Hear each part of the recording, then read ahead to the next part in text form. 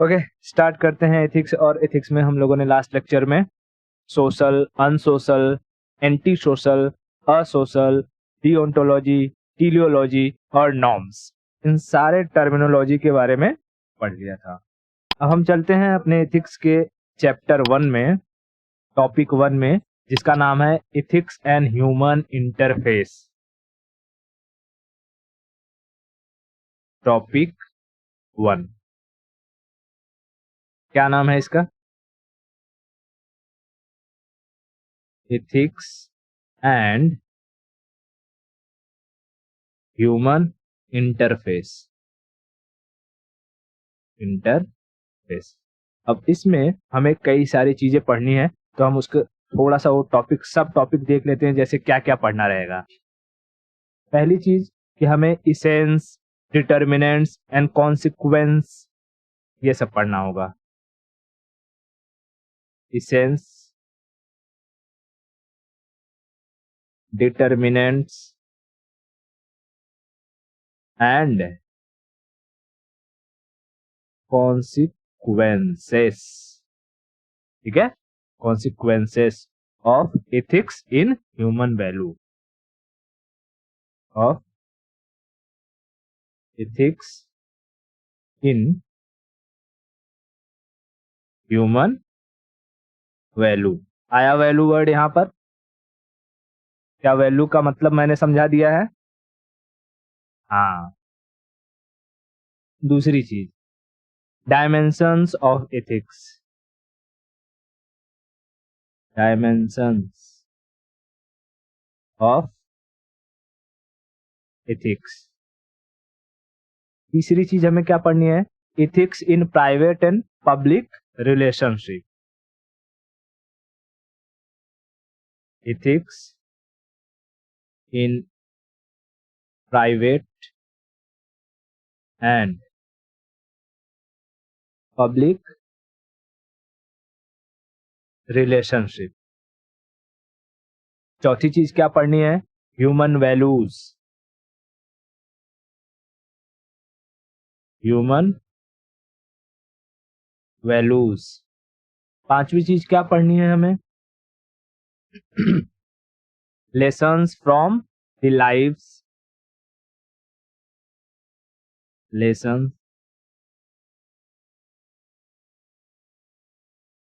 From the lives and teachings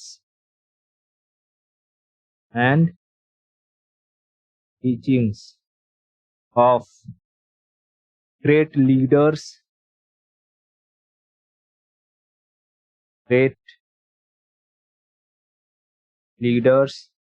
reformers and administrators।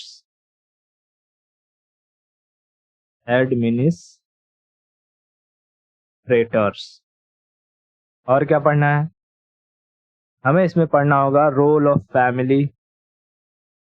कौन सा number हो जाएगा? 6वां। यहीं लिख दूं क्या? चलो यहीं लिख देता हूं, नेक्स्ट पेज पे। रोल ऑफ फैमिली, सोसाइटी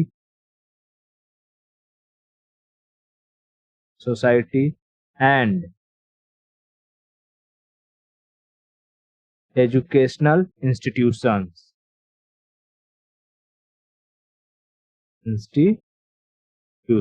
ठीक है, role of family, society and educational institution in inculcating the values. तो वैल्यूज वर्ड यहाँ बार बार आ रहा है, तो हमने वैल्यूज क्या होते हैं ये अच्छे से समझ लिया है, लेकिन अब इसके अंदर जब हम डिटेल में पढ़ेंगे तो हम समझेंगे कि वैल्यूज कितने टाइप्स के होते हैं।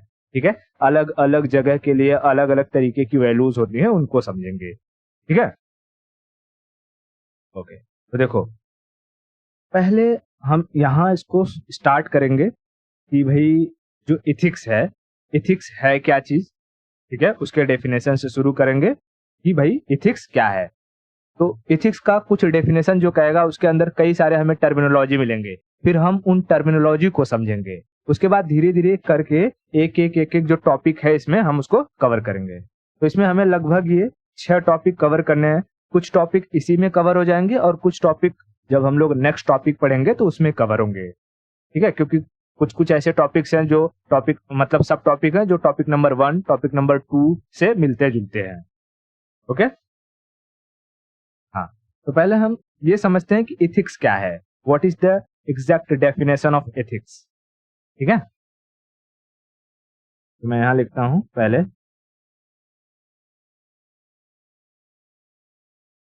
Definition of ethics. देखो, तो एथिक्स का डेफिनेशन की ethics is a social system. मैं एकदम एक एक वर्ड को बताऊंगा कि ethics is a social system. Ethics क्या है? Ethics is a social system which formulates values and norms,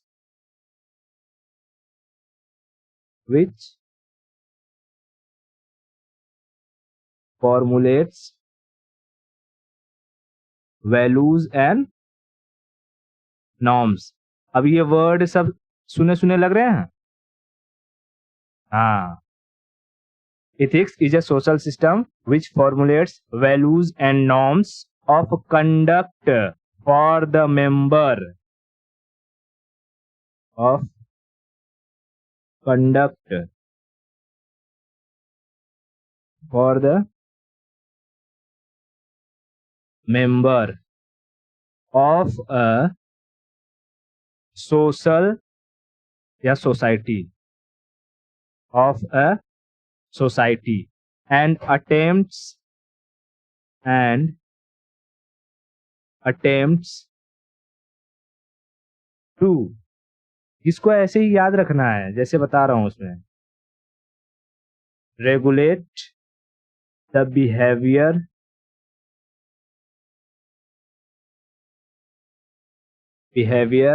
of individuals. ये बहुत आसान सा है, कुछ कह नहीं रहा है, ये सीधा सीधा क्या कह रहा है?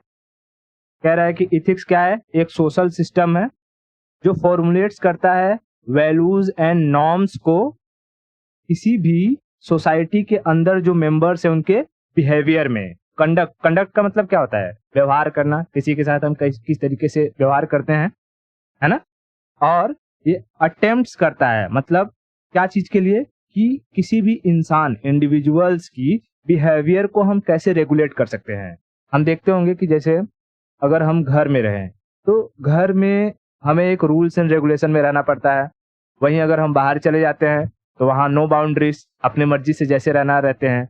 उसी तरीके से जब हम सोसाइटी के अंदर रहते हैं तो सोसाइटी के अपने कुछ रूल्स एंड रेगुलेशंस होते हैं, हमें उसको फॉलो करना होता है। तो ये सारी की सारी चीजें मिल करके बनाती है एथिक्स को। तो अगर कोई पूछेगा कि एथिक्स क्या है, तो सिंपल भाषा में ये बोलना कि ethics is a social system. अब हमें ये पढ़ना है इसमें सोशल सिस्टम क्या होता है, हमें ये पढ़ना है वैल्यूज कितने टाइप्स के होते हैं। हालांकि हम हल्का हल्का सब पढ़ चुके हैं, इनके जो मतलब मीनिंग्स होते हैं, नॉर्म्स पढ़ चुके हैं। कुछ कुछ चीजें जो पढ़ चुके हैं वो नहीं पढ़ेंगे इन डेप्थ, बस एक ग्लिम्स लेंगे और आगे निकलेंगे। फिर हम समझेंगे इसमें कि कंडक्ट क्या होता है, किस तरीके से सोसाइटी हमारे ऊपर सैंक्शंस लगाती है। सोसाइटी सैंक्शंस क्या होते हैं, पॉजिटिव सैंक्शन क्या होता है, नेगेटिव सैंक्शंस क्या होता है। ये सारी की सारी चीजें इसमें जितने टर्म दिख रहे हैं ना, उन सबको अभी हमें डेप्थ में पढ़ना है। तो पहले हमें एथिक्स का डेफिनेशन एकदम याद कर लेते हैं। क्या है ethics? Ethics is a social system. क्या है? Social system. क्या करती है? Which formulates values and norms of conduct for the member of society. किसी भी सोसाइटी के मेंबर के लिए क्या वैल्यू होने चाहिए, क्या नॉर्म्स होने चाहिए, उसको फॉर्मुलेट करती है। तो ethics is a social system which formulates the values and norms of conduct for the member of society and attempts to regulate the behaviour of individual. पहले इसमें हर एक वर्ड का मतलब मीनिंग समझ में आया क्या? बताओ क्या है, व्हाट इज द एथिक्स? हम्म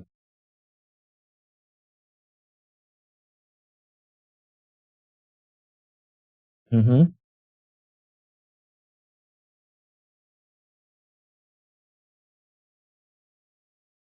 हाँ, जैसे अगर सोसाइटी इंडिविजुअल्स को रेगुलेट ना करे तो सोसाइटी में एक तरीके का केओस नहीं मच जाएगा। जैसे अगर किसी के ऊपर ये सैंक्शन ना रहे, सोसाइटी का दबाव ना रहे कि लड़का है किसी लड़की को छेड़ेगा नहीं, तो क्या लगता है सोसाइटी में आजकल इतने बड़े बड़े शहरों में जगह जगह पर रेप हो जा रहे हैं, लोगों को किडनैप किया जा रहा है, ईव टीजिंग किया जा रहा है, लड़कियों को छेड़ देते हैं।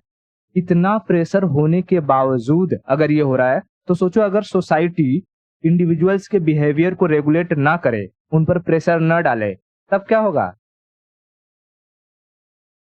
है ना? सिस्टम पूरी तरीके से खराब हो जाएगा। तो ये इथिक्स बहुत रोल निभाता है इसमें, किसी भी सोसाइटी को प्रॉपरली वर्क करने के लिए। ठीक है, हम जब इसको आगे पढ़ेंगे तो हम समझेंगे कि क्यों भारत में ऐसा है कि हमें जो एल्डर पीपल होते हैं, बूढ़े लोग होते हैं, उनकी रिस्पेक्ट करना क्यों हमें एक वैल्यू की तरह सिखाया जाता है।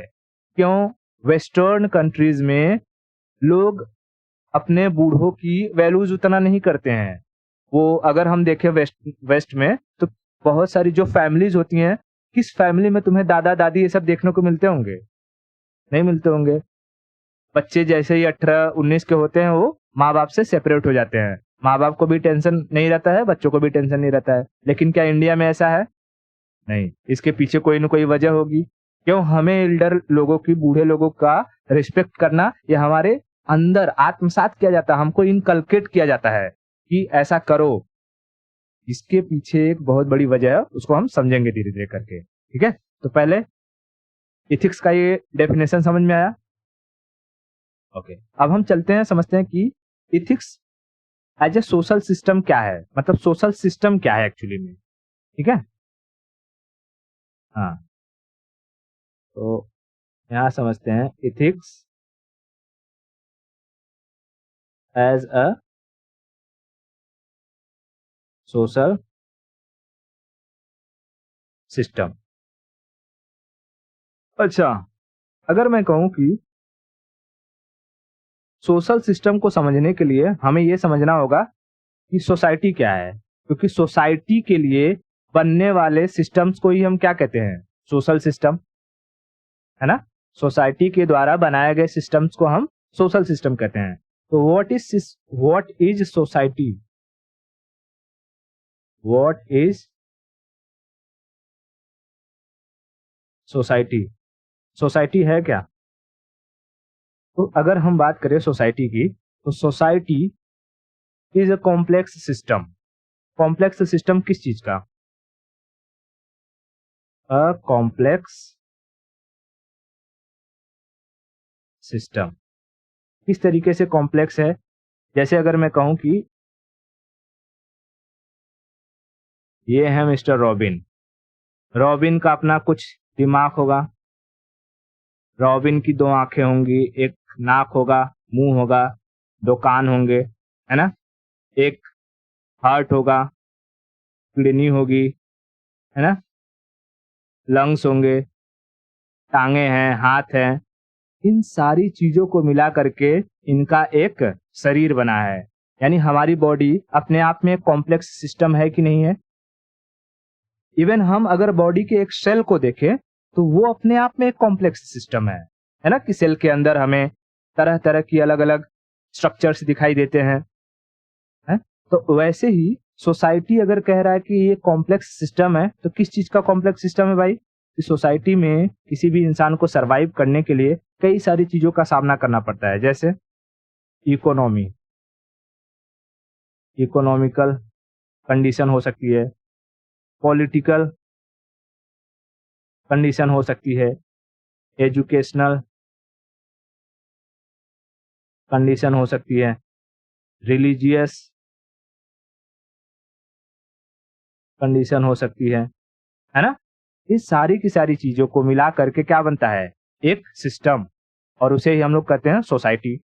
जैसे अगर हम घर पर हैं और घर पर हमें सरवाइव करना है, खाना पीना खाना है, तो उसके लिए हमें क्या चाहिए? पैसा। पैसा कहाँ से आएगा? काम करने से। अब अगर सोचो कि तुम्हें कोई काम दे ही ना, तो क्या तुम्हारे पास पैसा आएगा? नहीं है। अगर तुम्हारे ऊपर देशद्रोह का केस कर दिया जाए और तुमको ये कह दिया जाए कि तुम देशद्रोही हो, तुमने देश के साथ गद्दारी की है, और सोसाइटी में कहीं पर भी, देश के किसी भी कोने में तुम्हें कोई एक्सेप्ट ही ना करे, तुम काम मांगने जाओ मार के भगा दे, खाना मांगने जाओ मार के भगा दे, जिंदा रह पाओगे? सरवाइव कर पाओगे? नहीं। तो इसी तरीके से हम देखेंगे कि भाई सोसाइटी को सही तरीके से चलाने के लिए उसके अंदर एक नियम कानून होने चाहिए, पॉलिटिकल प्रेशर होना चाहिए, पॉलिटिकल कंट्रोल होना चाहिए, है कि नहीं? सोसाइटी को बेहतर बनाने के लिए उसमें एजुकेशनल इंस्टीट्यूशंस का होना जरूरी है। एजुकेशन जो है बच्चों को अगर हम प्रॉपर देंगे तो वही आगे जा करके एक बेहतर सोसाइटी, समाज बनाएंगे और धीरे धीरे बेहतर देश बनेगा।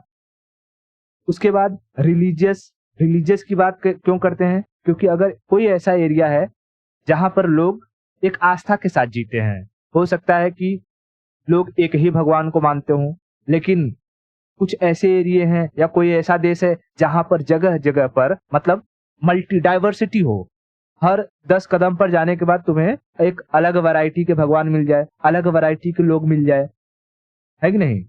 तो अगर हम देखें, रिलीजन जो होता है ना, रिलीजन लोगों को ज्यादातर बुरे काम करने से बचाता है। अगर जैसे कि कभी एक हम देखें कि हमारे घर में कोई त्योहार रहता हो, पूजा पाठ रहती हो, तो उस दिन मोस्टली लोग क्या करते हैं? गलत काम करने से बचते हैं, है ना? कहते हैं कि आज नहीं, आप मुर्गा मटन नहीं खाएंगे, जो है आज कोई तो त्योहार है ना? अभी दिवाली आ जाए, दिवाली को क्या कोई अपने घर पे मटन मच्छी मुर्गा बनाएगा? नहीं बनाएगा। भले वो पूरे साल भर क्या करता हो, दबा के मटन मच्छी मुर्गा खाता हो, लेकिन दिवाली को नहीं बनाएगा। क्यों? एक नॉर्म्स बना हुआ है कि भाई इस दिन हम नहीं खाएंगे। तो एक तरीके से अगर देखें तो ये हमें किसी की जान लेने से बचा रहा है कि नहीं बचा रहा है? हमें एक ही दिन के लिए ही सही, लेकिन रोक रहा है ना कि मत मारो, क्यों मार रहे हो बेजुबानों को, है ना? तो रिलीजन का एक्चुअली में जो मतलब हुआ था कि वो हम पर ऐसा सैंक्शंस लगा सके जिससे हम किसी दूसरे का अहित ना कर सके, किसी बेजुबान को मार ना सके, ठीक है? लेकिन यहाँ पर आज के टाइम पीरियड में एक रिलीजन अलग ही मुद्दा बन चुका है, लेकिन हमें पढ़ना है तो हम पढ़ेंगे, ठीक है? अच्छा, अब ये जो सोसाइटी है, सोसाइटी हम पर एक कंट्रोल रखती है एक तरीके का, जिसको हम कहते हैं सोशल कंट्रोल। क्या रखती है? Social control. ये सोशल कंट्रोल कैसे रखती है भाई? तो ये हमारे ऊपर लगाती है सैंक्शन, सैंक्शन, सैंक्शन। जैसे रसिया के ऊपर लगाया वो सैंक्शन नहीं। अब ये सैंक्शन पॉजिटिव भी हो सकते हैं और नेगेटिव भी हो सकते हैं। अब पॉजिटिव सैंक्शन का क्या मतलब है? जैसे मान लो कि समाज में मतलब रोड पर तुम जा रही हो और तुमको 4 लोग आकर के छेड़ने लगे। वहीं से कहीं एक बंदा आया, तो सबको मार मार के भगाया और किसी भी तरीके से तुम्हारी जान बचा लेता है। और जब वो घर तक लेकर जाता है तुमको, तो तुम्हारे आस पड़ोस या घर वाले उसकी क्या करते हैं? तारीफ करते हैं, है ना? एक तरीके से अगर उसे सोसाइटी या जो जिस सोसाइटी में तुम रह रही हो वहां पर ले जा करके उसे कुछ पुरस्कार दिया जाए और ये अवेयरनेस फैलाया जाए कि भाई जो लोग भी अच्छे काम करेंगे हम उन्हें रिकॉग्नाइज करेंगे। तो रिकॉग्नाइज करना, किसी के द्वारा किए गए अच्छे कामों को रिकॉग्नाइज करना, उसे हम कहते हैं पॉजिटिव सैंक्शन। समझ में आया? रिकॉग्नाइजेशन।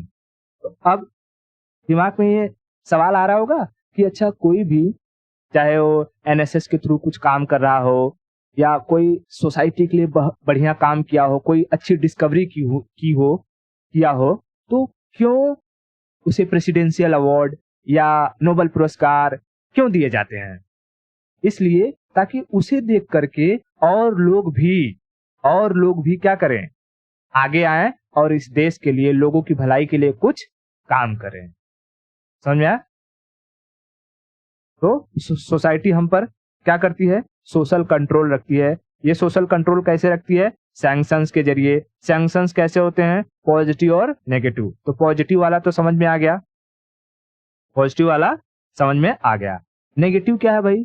जैसे जिसने तुम्हें छेड़ा, जिसने तुम्हें टीज किया, पुलिस आए या आसपास के ही लोग उन्हें पकड़ करके पुलिस के पास ले जाए, उन्हें सजा मिले, ठीक है, और पूरे सोसाइटी में ये फैलाया जाए कि जो कोई भी किसी महिला या लड़की को छेड़ेगा उसके लिए क्या सजा है, पुलिस स्टेशन लाया जाएगा या उसे पकड़ के पीटा जाएगा।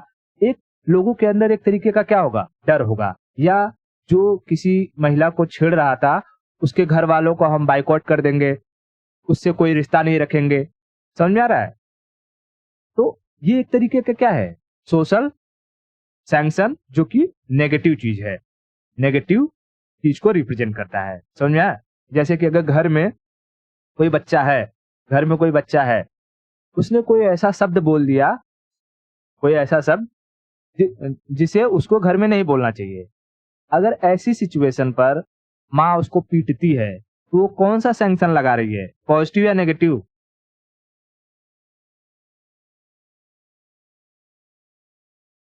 अच्छा, मतलब उसने कुछ बोल दिया और माँ उसे पीट रही है तो पॉजिटिव सैंक्शन।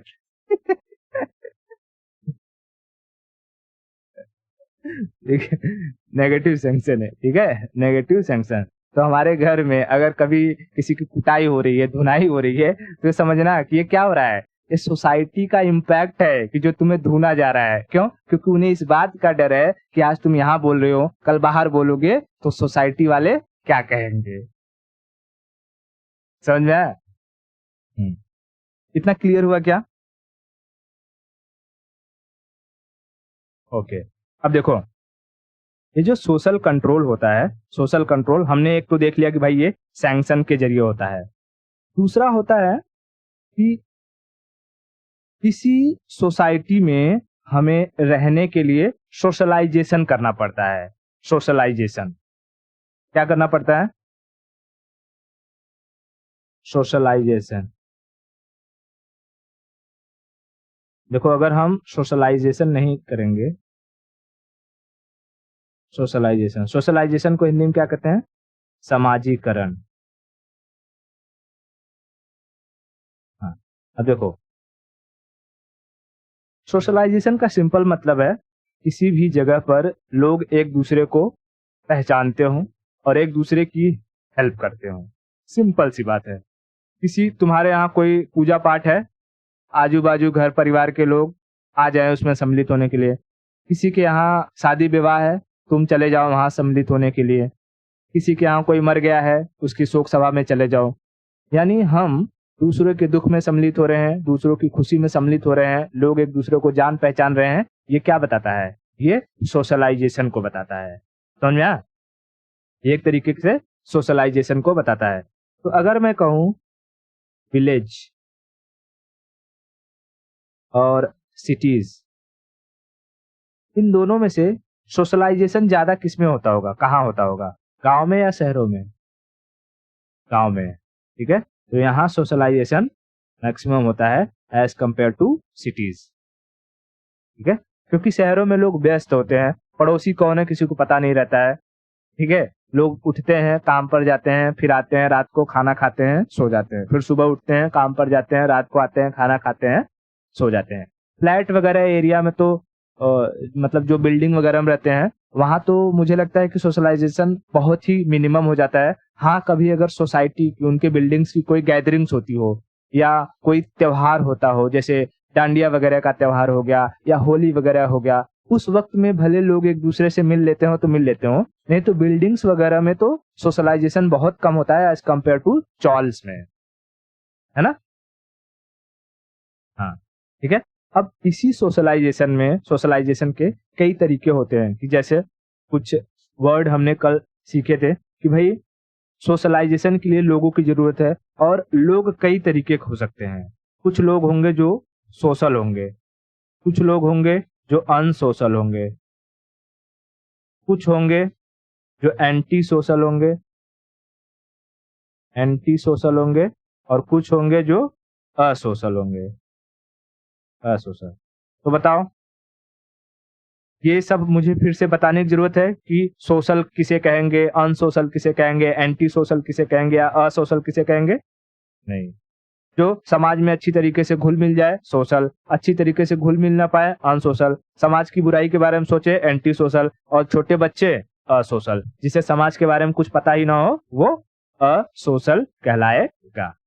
इतना क्लियर है? समझ में आया इतना? ओके।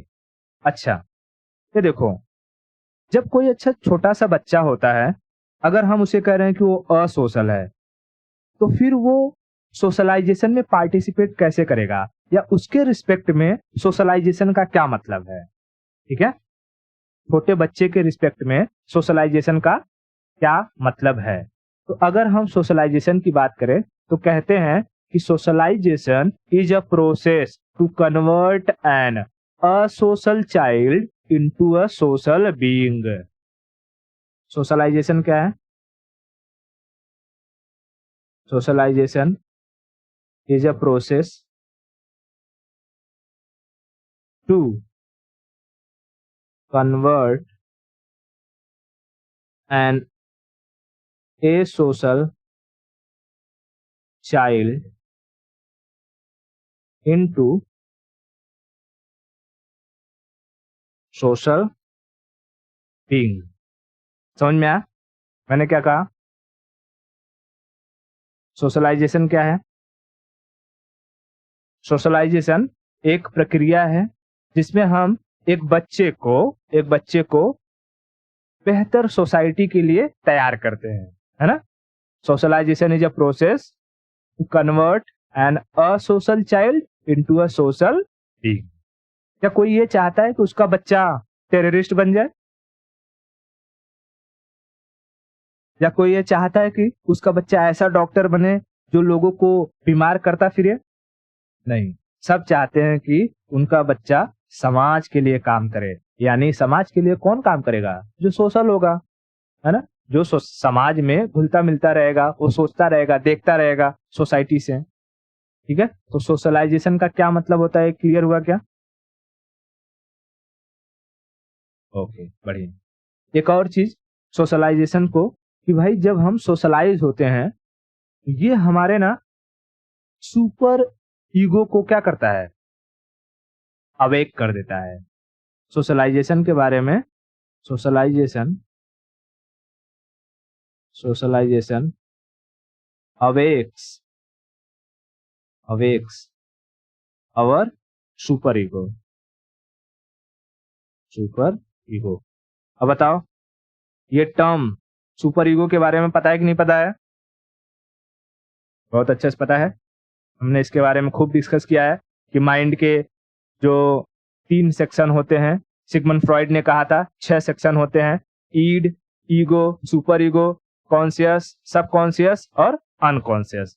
इसके बारे में डिस्कशन किया हुआ है, तो मुझे यहाँ पर ये बताने की जरूरत नहीं है कि सुपर ईगो क्या होता है। क्लियर? ओके।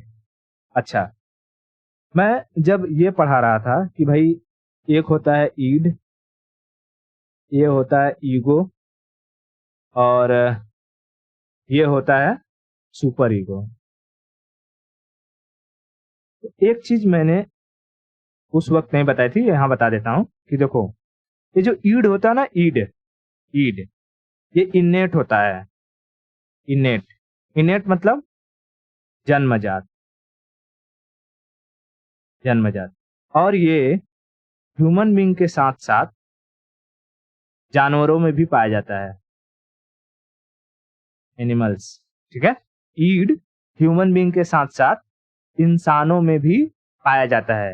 ये हमेशा क्या मोटिवेट करता है? हमें मोटिवेट करता है कि हम ये मोरल चीजों को करें या हैप्पीनेस की ओर बढ़े। हमें जो करने से बहुत खुशी मिल रही है वही कर लें, है ना? इसके बारे में हमने एक्सप्लेन किया था। चोर को चोरी करने में खुशी मिल रही है, उसका ईड कहेगा कर लो चोरी, कोई दिक्कत नहीं है, अमीरों के पास बहुत पैसा है। ठीक है, लेकिन जो सुपर ईगो है, सुपर ईगो इनेट नहीं होता है, इनेट नहीं होता है। इसे हम सीखते हैं, लर्न। कैसे सीखते हैं? तो यही सोशलाइजेशन के थ्रू, सोशलाइजेशन के थ्रू। लेकिन इसकी एक और बात है, ये सिर्फ इंसानों में ही पाया जाता है, जानवरों में नहीं पाया जाता, एनिमल्स में नहीं पाया जाता।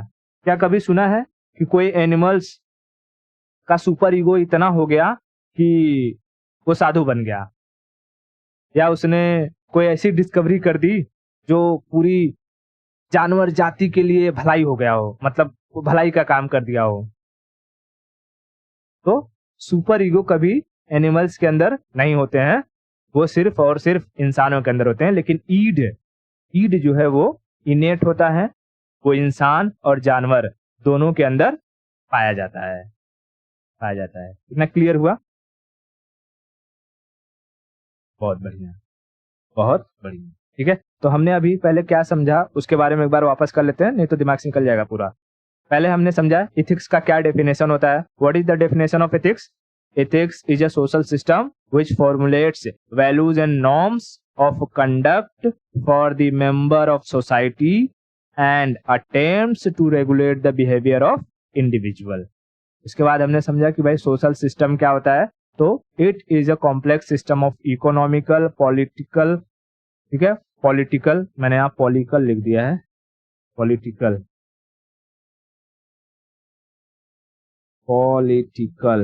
Economical, political, educational, religious institutions. ठीक है, सोसाइटी क्या करती है? तो हम पर सोशल कंट्रोल रखती है। किस तरीके से? सैंक्शंस के जरिए। सैंक्शंस कितने टाइप के होते हैं? दो, पॉजिटिव, नेगेटिव। किसी की तारीफ करना पॉजिटिव सैंक्शन है, किसी की बुराई करना, उसको सजा देना नेगेटिव सैंक्शन होता है। सोसाइटी में जो लोग होते हैं वो कितने तरीके के हो सकते हैं? 4 तरीके के, सोशल, अनसोशल, एंटी सोशल, असोशल। असोशल कौन होते हैं? बच्चे। तो सोशलाइजेशन के थ्रू हम बच्चों को एक बेहतर ह्यूमन बींग्स बनाते हैं, यानी socialization is a process to convert an asocial child into social being. Socialization और क्या करता है? हमारे सुपर ईगो को अवेक करता है। और हमने देखा कि ईगो, सुपर ईगो में जो ईड होता है वो इनेट होता है, जन्मजात होता है। ह्यूमन और एनिमल्स दोनों में पाया जाता है, लेकिन सुपर ईगो इनेट नहीं होता है, इसे इंसान सीखते हैं, लर्न करते हैं। ये सिर्फ इंसानों में पाया जाता है और जानवरों में नहीं पाया जाता है, नहीं पाया जाता है। इतना क्लियर हुआ क्या?